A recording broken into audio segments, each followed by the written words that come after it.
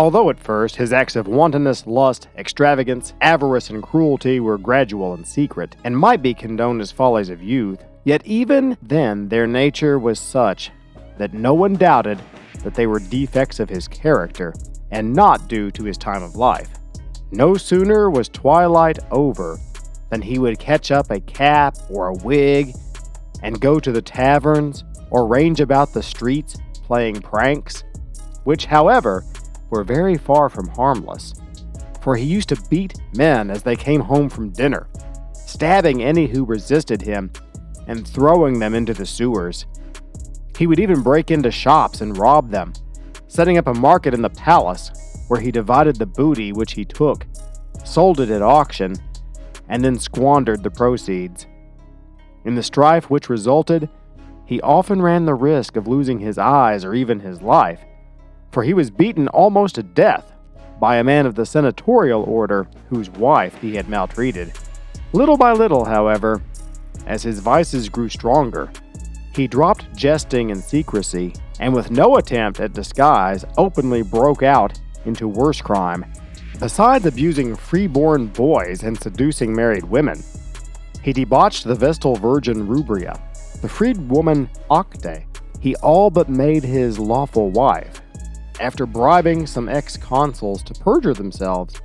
by swearing that she was of royal birth. He castrated the boy Sporus and actually tried to make a woman of him, and he married him with all the usual ceremonies, including a dowry and a bridal veil, took him to his home, attended by a great throng, and treated him as his wife.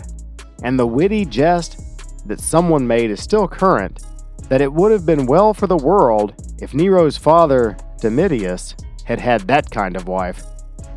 This Sporus, decked out with the finery of the empresses and riding in a litter, he took with him to the courts and marts of Greece and later at Rome, through the street of the images, fondly kissing him from time to time. That he even desired illicit relations with his own mother, and was kept from it by her enemies, who feared that such a relationship might give the reckless and insolent woman too great influence, was notorious, especially after he added to his concubines a courtesan who was said to look very much like Agrippina. Even before that, so they say, whenever he rode in a litter with his mother, he had incestuous relations with her, which were betrayed by the stains on his clothing. He so prostituted his own chastity that after defiling almost every part of his body, he at last devised a kind of game in which, covered with the skin of some wild animal, he was let loose from a cage